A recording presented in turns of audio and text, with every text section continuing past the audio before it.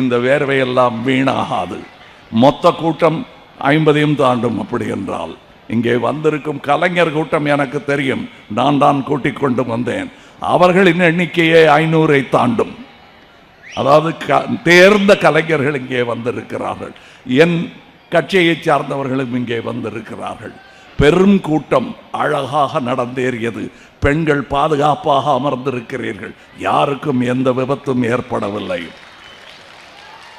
ஒரு கூட்டம் நடத்துவதற்கும் முன்னுதாரணமாக 70 வருடமாக அவர்களுக்கு அனுபவம் இருக்கிறது. அதன் ஒரு சின்ன உதாரணம் தான். என்றும் எங்களுக்கும் அனுபவம் இருக்கிறது. அதன் உதாரணம் தான், அதன் சாட்சி தான் இன்று நடந்தேறிய இந்த நடைப்பயணம். இந்த நடைப்பயணம் தொடரும். நீங்க என்னங்க தேர்தலில் ஓட்டு கேட்கவே இல்லை என்றால் ஓட்டுக்கள் கண்டிப்பாய் வரும். சிந்தனை உள்ளவர்கள் சிந்தித்து பார்த்து ஓட்டிட்டால் கண்டிப்பாய் இங்குதான் விழும். அதற்கு வாழ்த்து சொல்ல வேண்டியதில்லை, வழி சொன்னால் போதுமானது. வழி தவறி போனவர்களை கூட அன்பாக அழைத்து கொண்டு ஓட்டுச்சாவடிகளுக்கு வாருங்கள். வழி தவறி போக வேண்டாம் என்பதுதான் என் அன்பான வேண்டுகோள், அறிவுரையும் கூட. அதை ஏற்றுக்கொள்வீர். கூட்டமெல்லாம் குடும்பமாகிவிடாது, அது கலைந்து விடும். குடும்பம் 70 வருடமாக 75 வருடமாக கட்டி காத்த குடும்பம் இது. அதில் நானும் ஒருவனாக இருப்பதில் நான் முதலில் சொன்னது போல் சந்தோஷம்தான் எனக்கு. இங்கே வந்திருக்கும் என் கூட்டத்தார் அனைவருக்கும் இந்த உண்மை தெரியும். நான் பேசுவது இந்த நிகழும் அரசியலுக்கான ஒரு உரையாடல் அல்ல என்பதும் அவர்களுக்கு புரியும். நாளே நமதே என்பது இந்த அனைவருக்குமே சேர வேண்டும் என்பதுதான் என் முழக்கம். அது ஒரு தனி கட்சியின் முழக்கமாக இருக்கக்கூடாது என்பதுதான் என்னுடைய ஆசை. நான் தானே முதலில் சொன்னேன் என்பது அசட்டுத்தனம். நாம் தானே குரல் கொடுக்கிறோம் நாட்டுக்கே என்பதுதான் நமக்கு பெருமை. அந்த பெருமையுடன் முதல்வர் பேச கேட்பதை நான் ஆவலாய் கேட்க காத்து கொண்டிருக்கிறேன். நன்றி, வணக்கம். நாளை நமதே. இன்னைக்கு யாரெல்லாமோ இன்னைக்கு 5 முனை போட்டிங்கிறாங்க. யாரோ இவங்க கேப்டன் சினிமால இருந்து வந்தவர் தான், நான் இல்லைன்னு சொல்ல.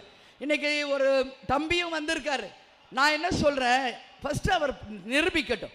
சினிமாவில் இருந்து வந்தவர் அண்ணன் இதோ இருக்காரு, உலக நாயகனே இருக்காரு, கேப்டன் இருந்தாரு, எவ்வளோ பேர் இருந்தாங்க.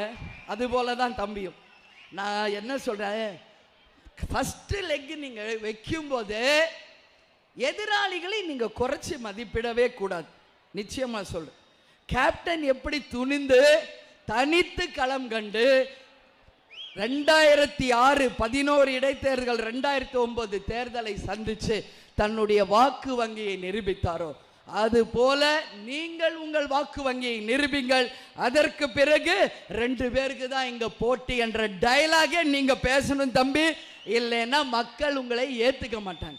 75 வருஷ கட்சி, நீங்க இப்பதான் லாலிபாப் சாப்பிடுற first step Bobby. You are not a hero, you are a little boy for the politics அப்படிங்கிறத நான் சொல்றேன். அதனால அரசியல் ஒன்று இங்கே சாதாரண இல்லை. இப்போ கொஞ்ச நேரத்துக்கு முன்னாடி ஒரு ரூமில் நானும் அண்ணன் கமலஹாசனும் பேசுகிற ஒரு டைம் கிடச்சிது. அப்போ நாங்கள் பேசுறது ஒன்று தான். இப்போ சொல்கிறேன், அரசியல் வேறு, சினிமா வேறு. அது ஒரு தொழில், இது சேவை. இது மக்களை அன்றாடம் நாம் நேசிக்க வேண்டும்.